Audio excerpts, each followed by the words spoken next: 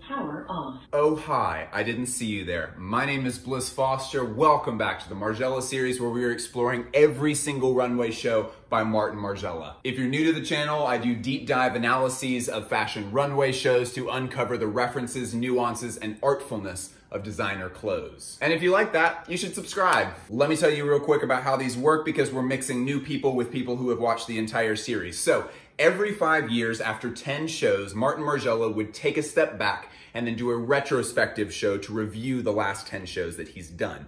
We find ourselves here in the 20th show that Martin had done, so this is now his second retrospective show. I take time in this series every 10 episodes to also do a retrospective to kind of look back at where we've been in the last 10 episodes. So if this is the first episode that you've seen, this is a great place to start. This is kind of the mid-period of Margiela's work. This is where a lot of the stuff that we know him for came about. I should also let you know that this runway show on its own was pretty cool. It was a retrospective show, but there is a lot to talk about in the runway show itself. So the way that we have this divided up is that the extended episode of this one will be covering the actual runway show itself. The main public episode that you're watching here right now, this is just going to be the retrospective where we look back at the last 10 shows. So if you want to watch the full thing, you should definitely join the Patreon. We have extended episodes for most of the Margiela series and for a bunch of Rick Owens episodes and other things. Go join that Patreon, please. Okay, so the Maison has a great habit of doing things that are both good for the business and also fit very seamlessly into the world building that they've already established for the brand. This season is no exception. There's a really cynical way of looking at this and saying like, oh yeah, of course you want to do a retrospective show because that's going to make you more money. You just get to repeat the designs and everyone buys a bunch of them. But I do think that that's a little bit unfair. Now, the full story here is that Martin's time is rather limited at this point because he started up as the ready-to-wear creative director for Hermes, and that is soaking up a lot of his time. And so there is less time on the table to actually get things done, but they've already set this precedent well before he started at Hermes and had his time limited, where they, after 10 shows, did another retrospective show. This is the second retrospective show. So there is precedent for it, but also Margiela is known generally for delivering such high quality stuff to the runway every season. Anytime you look at someone who is talking about the overall body of work from Martin, they very regularly talk about how more than many other designers, he was coming in every season with a huge new idea. And if you look back at the actual runway reviews for those seasons, at the time that they were coming out, many of them, they didn't get it. At least not in the way that we get it now when we get to look back at the full body of work. And so it does make sense that if you're introducing such new concepts every single season and you're totally reinventing yourself and you're doing this performance art thing along with it and all this stuff, that there would need to be a time where you're able to step back and say, let's kind of review what we've seen. And there absolutely have been some things that the Maison has done that have purely been business decisions. They did a See Now, Buy Now runway presentation in 1994. Gosh. That was such a loud car. And there definitely have been some business decisions that are meant to further the bottom line, like they did a See Now, Buy Now presentation in fall of '94. They introduced a basics and underwear line. The Maison is a very artful designer brand, but at the same time, they're also a business and they do have to pay their bills. But in this case, I don't think it's a cash grab. I think a best of collection is very warranted here. Let's talk about some major themes and motifs that we've seen over the last 10 collections. There has been a big increase in the performance art element of these runway shows. We've had a number of huge moments like this, including a show that happened at 3 different locations around Paris where they bust in a bohemian Belgian street band.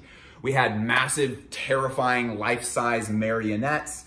We had a runway show at the circus. We even had a show where the audience loaded up into a theater where they thought they were just seeing a short film from the previous season, and then suddenly the models stood up in the audience already wearing the collection and took to the stage. Another big theme that started up with these shows is the doll's wardrobe clothes. This has become one of the most distinctive parts of the Maison's history and is a huge part of Martin's own life. Martin enjoyed playing with dolls as a kid and often enjoyed dressing them up and making clothes for them. He was a very arts and crafts kind of kid. We have him on record talking about how the proportions of dolls' clothes gives them a really unique look and shape that you don't often see in regular full-size people clothes. So the solution that he came up with was to scale up those clothes proportionally to life size. Because if you look really closely at, say, Barbie doll clothes, it's meant to give the impression of, say, a jacket, but the lapels of the thing are much, much bigger proportionally than they would be on a regular blazer. So while we would say just like, oh yeah, these are Barbie jeans, they're really only similar to actual jeans in a passing look. But we can see that the proportions here are carried over with very high fidelity. You can even see that the threads are way, way bigger than they normally would be here. Another major theme is the replica line. The Maison has always been very inspired by vintage garments. In the first 10 shows that they did, they were much more focused on historic clothing and making direct references to that.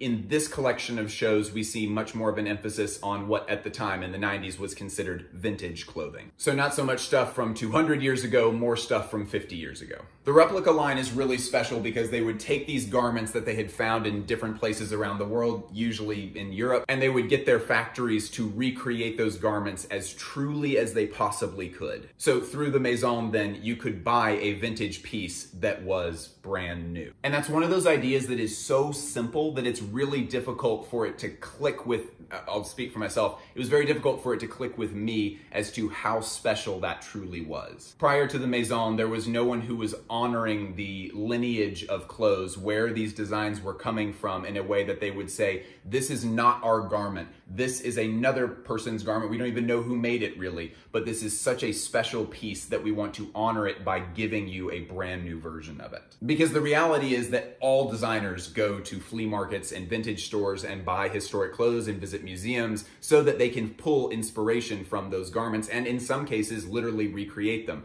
But no one was coming out and revealing that part of the process to the public in such a blatant way.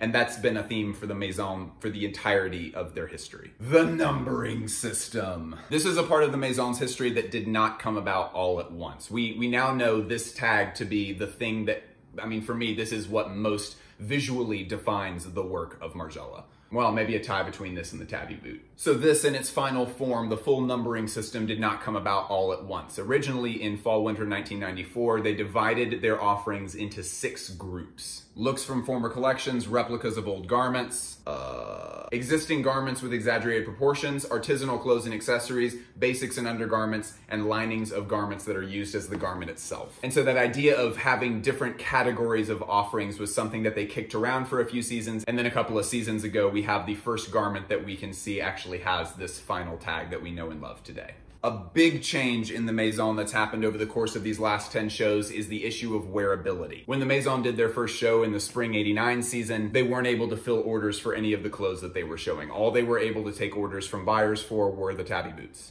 As they continued, they started to be able to take orders for some of the clothes, but a lot of the stuff was so conceptual that it would have been, I imagine, difficult to work into someone's wardrobe. So in order to please their buyers, they're now trying to find a balance between making this a sellable piece of product and keeping the artfulness that's made them so famous. And I think they've done that pretty successfully. This runway show, Spring/Summer 1999, features a lot of pieces that are substantially more wearable versions of what they've shown in the past. I talk a lot about the Margiela layering technique, and that's a way of getting lots of different layers, but keeping everything very close to the wearer's body. And in this collection of 10 shows that we're looking at today, they've kept that layering technique around, but they've honed it in so it feels much more wearable to someone who's looking to just sell something. Another point in these last 10 shows, we've seen a continuation of the tension between showing the model and not showing the model. One of the most iconic things about Margiela is those legendary masks, and one of the reasons why those were used was to take emphasis away from the model, the person wearing the thing, any kind of cult of personality around supermodels and stuff, and just say that the clothes are what truly matter here. For the record, that is an oversimplification of why Margiela used masks, but we will stick with that for now. So some shows that are examples of